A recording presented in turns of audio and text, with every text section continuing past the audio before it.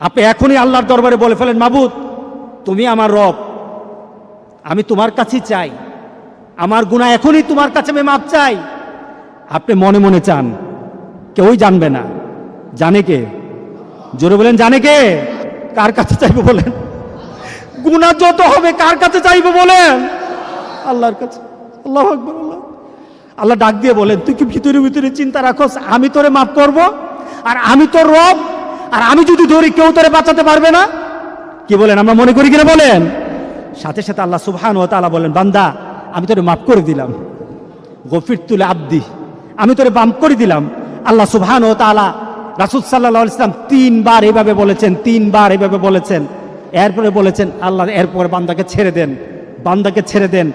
আমরা আমাদের নিজের গুনাহ খাতাকে, গুনাহগুলিকে মাফ করার জন্য আল্লাহর দরবারে নিজের হৃদয় দিয়ে যদি এই